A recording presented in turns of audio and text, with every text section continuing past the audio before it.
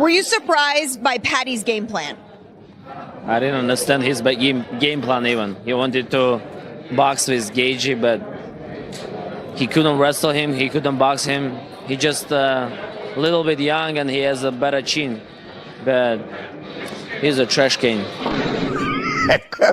Just curious, what did you think about Paddy's chin? Because a lot of people say Justin Gaethje is the hardest hitter they've ever faced. Yeah, but Paddy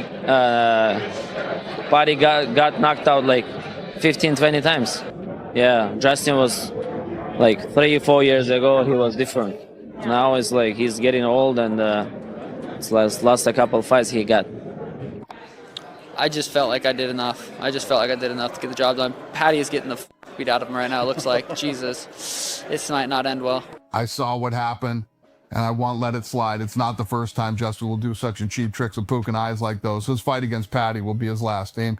UFC is only for the real fighters, not the cheater.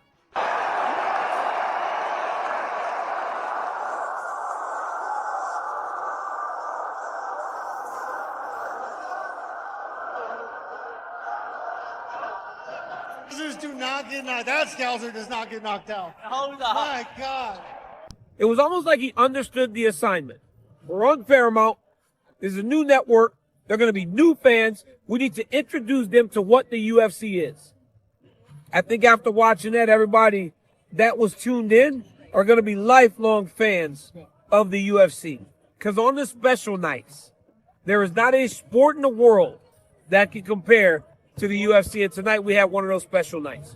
Paddy's heart, Oh, bro. the grit of this kid. I don't care that he lost the fight. He comes back and murders like most guys. Yeah. Like anyone that doesn't have the grit. Like obviously everyone, like myself and everybody else, is worried about how much a fight like this takes out of you. But he's super young. Yeah. Like, you know what I mean?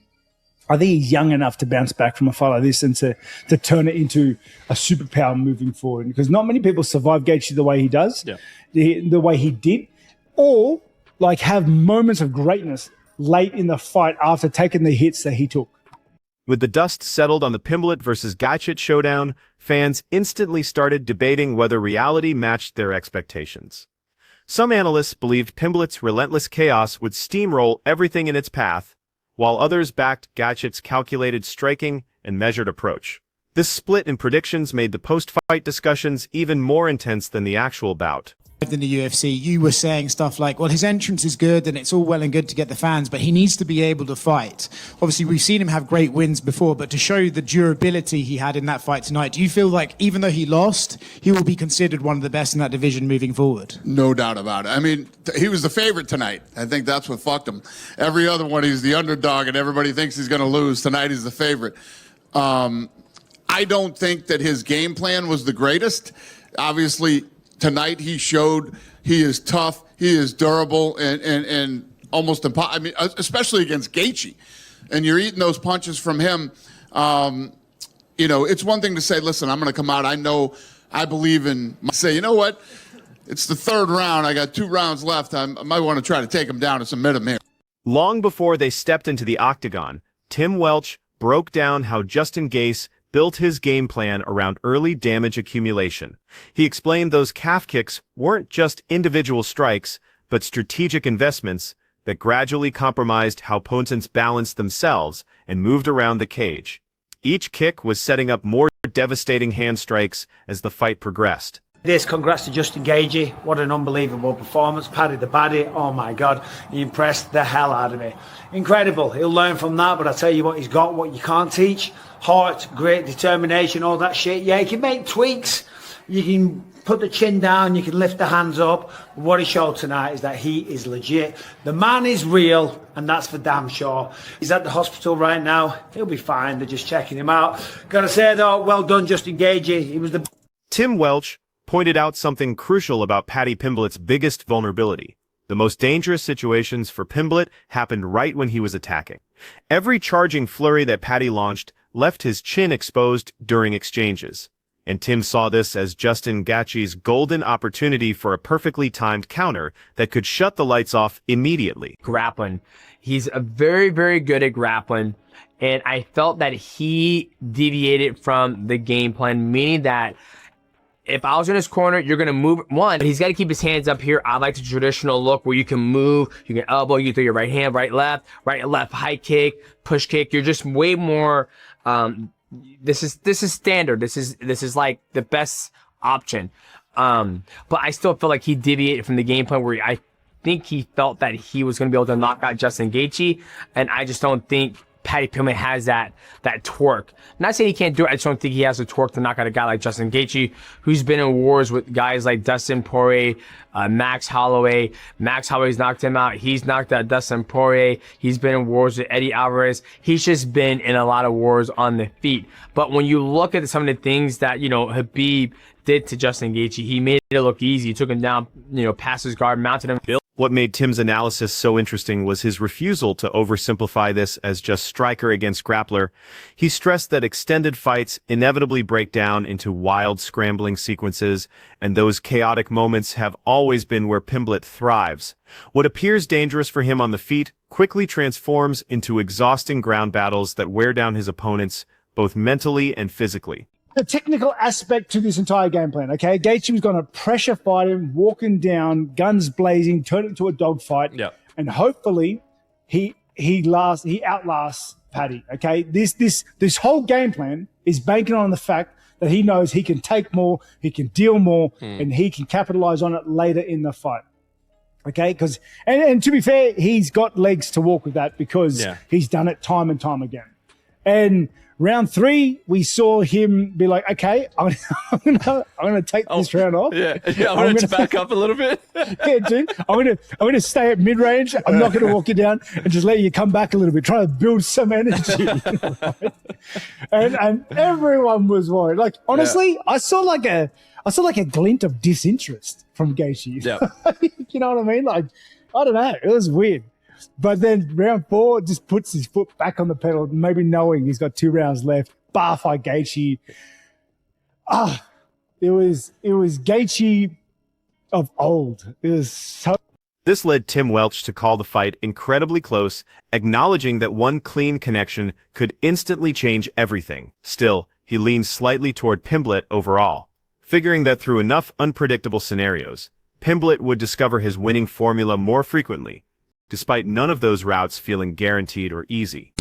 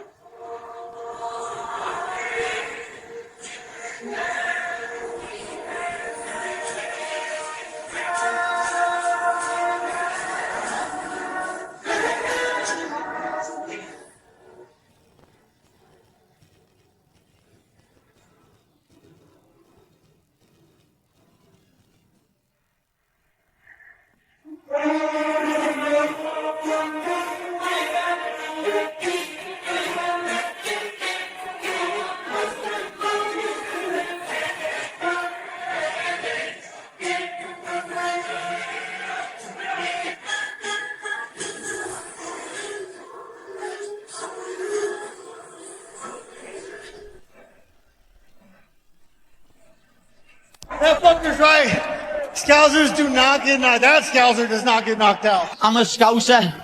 We don't get knocked out. We don't get knocked out. I take that all day. Hold on. My God. What a fucking gangster. Obviously delivered in the main event, capped off with a war. Just give us your thoughts on Justin Gaethje and Paddy Pimblett delivering a 5-round battle. Yeah, I mean, what a couple. So Paddy Pimblett at the weigh-ins yesterday says, I'm going to knock this motherfucker out tomorrow. And I was like, that's interesting. And he never abandoned that game plan. Even when, he got dropped a couple times, I kept waiting for him. I'm like, he's eventually going to have to shoot and try to submit him. Now, I didn't know Paddy Pimblett had a chin like that till tonight. And, yeah, absolute dogfight in a war, and much respect to both guys. We haven't seen Justin yet, so we don't know what his status is physically. But, I mean, is the interim, is the unification fight have to be next, or is there a case if he's hurt and needs to be out for a while? Apparently he's 100%. So we sent Paddy Pimblett straight to the hospital, and then we're going to send Gaethje too. And Gaethje's like, believe me, I've been in plenty of wars. I'm good. So as far as we know right now, he's healthy.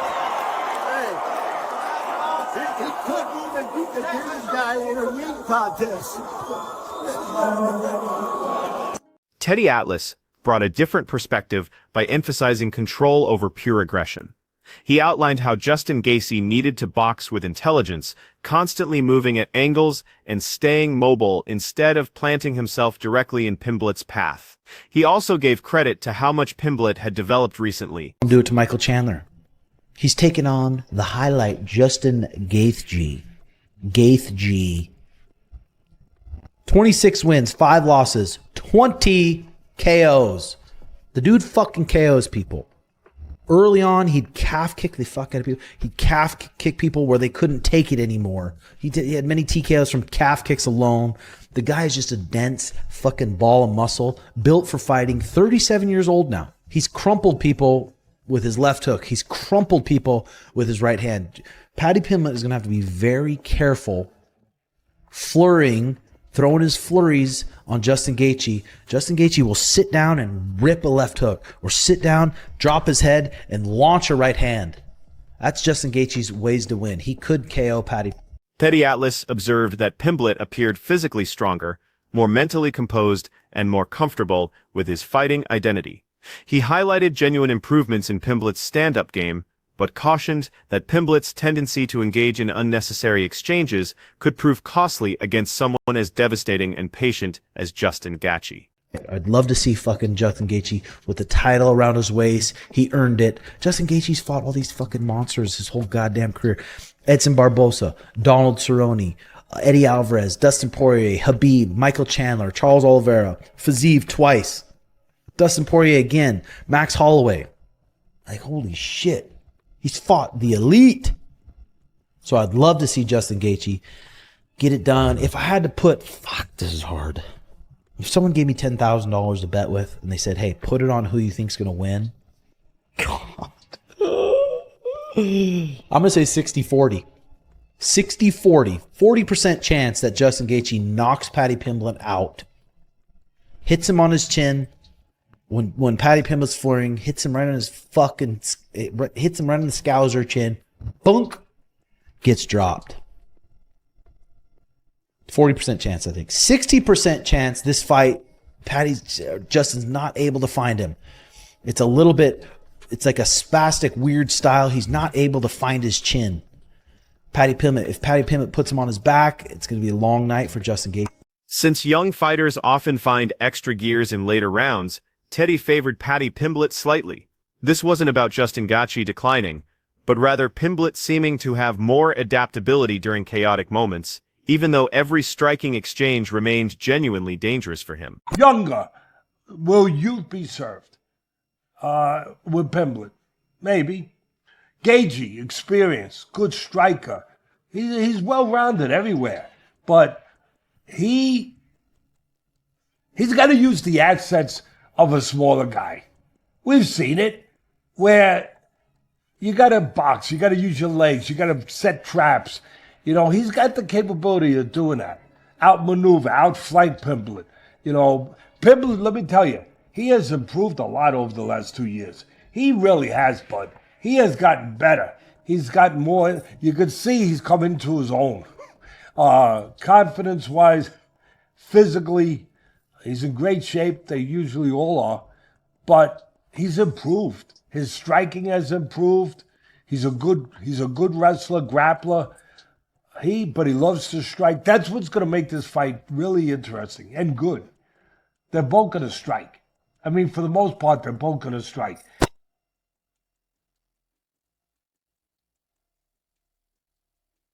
Max Holloway stripped the matchup down to its core by focusing purely on who could take punishment. He explained that if Paddy Pimblett could weather Justin Gaethje's power shots without crumbling, the entire fight dynamic could shift instantly through one hurt moment, one scramble, or one sudden position change. I think youth might be served here, but I would go with the over on this because I think the over-under is like 2.5 rounds. How many? 2.5 rounds over minus 115. All right, listen, again, we have a pretty good record here, but, you know, I mess up once in a while. I do. That's why it's gambling. But I like the over. I mean, if Gaethje fights the perfect fight, you never know. You never know. But I know who the judges are probably favoring. Oh, did I say that? I'm sorry. There shouldn't be anything about that. It should just be about what goes on in the cage or in the ring. But I can't help myself but think about things that I see. So maybe, you know, Gaethje would really have to do a job, I think, to get it, which he could. But I think I probably favor Pimblett a little bit. But at the end of the day, if I had to put my bucks down. However, Max Holloway emphasized that Justin Gaethje only needed one perfect shot to completely eliminate rhythm, confidence, and momentum. Since his strikes consistently caused damage on impact, extended stand-up battles became a dangerous gamble for anyone facing him. And with Paddy, because if he can eat it, I can see Paddy catching Gaethje and maybe almost like a Oliveira fight, you know, catch Gaethje, hurt Gaethje wobble, and then, you know, get to Gaethje's back or something, maybe sub him. You know what I mean? Like, Paddy is very well rounded. You know, he out wrestled wrestlers, he out grappled grapplers. He stands with you. You know, he doesn't care. He throws. You know, everybody be like his chin is in the air. He takes shots. Yeah, he takes shots and he still walk forward. How long will that last? We don't know. And that's the question I have to this fight. Or what his reaction is going to be when Justin Gaethje catches him. Because Justin Gaethje punches like a truck. He kicks like a... Max viewed this fight as a genuine 50-50 proposition with no safe middle ground. Either Justin Gaethje would systematically break down Paddy Pimblett through steady damage accumulation, or Paddy would endure long enough to pull the fight into his preferred chaotic territory. That unpredictability made the whole matchup absolutely fascinating. For me, this is a flip up, bro. I'm not surprised if any of these guys win, because I can see two clear paths to these guys winning. I can see Gaethje catching Paddy, you know, putting him down, finishing him. Then I can see Pimblett catching Paddy, Pimblett catching Gaethje, maybe knock him out or hurt him enough to where he can get a submission. You know, I think so. Paramount, the UFC did a really great really great job of putting this first Paramount card together. From the main card, the first main card fight to the main event is sick. It's going to be action packed, and you fans are going to love it. You know, the new fans are going to love it. I mean, Gaethje is just violence. Paddy Pimblett doesn't run away from violence. It's going to be a fun fight. Like I said, I don't know who to choose. I'm not choosing no one. I see both guys. I think this is a coin flip. I think whoever can endure the more damage is going to win this one. Demetrius Johnson focused on Paddy Pimblett maintaining unpredictability while creating grappling scenarios. He noted that Justin's transitions into scrambles sometimes created tiny positional openings, and those brief windows were exactly when submissions materialized through perfect timing and creative technique. Let me get to the keys of victory for both these guys. When you look at Paddy Pimblett, keys of victory for Paddy Pimblett has got to be dynamic. We're starting to see Paddy Pimblett become more comfortable inside the octagon. So the key victory number one for Paddy Pimblett is be dynamic, meaning that if Justin Gaethje puts you against the cage, don't be scared to do a flying triangle. If Justin Gaethje tries to go for a dump, go for a Kimura, because 9 out of 10 times when he does that, he's able to turn it into something that favors him in the fight. Key tip number 2, grapple, grapple, grapple. You know, when you look at Justin Gaethje's past fight, when people grapple him that have a good grappling ability, he seems to have hard times with grapplers, where people, you know, when people drop him, Charles Oliveira dropped him, he crossed the volley, jumped on him, got his back, submitted him with a rear naked choke. You look when he fought Habib took him down, passed his guard, mounted him, got a triangle from top and rolled to his back. Now I feel like Paddy Pimblett has that grappling ability that can oppose some problems to Justin Gaethje. But Demetrius Johnson tackled the competition level discussion while respecting Pimblett's abilities. He explained that once fighters hit the mat and positions get locked in, past opponents and reputation become irrelevant. Pure technique, balance, and timing matter infinitely more than name recognition or previous competition levels. Thought he got the better of. This was a great scrap. I have no idea how Paddy Pimblett did not get flatline KO'd on about 50 different occasions.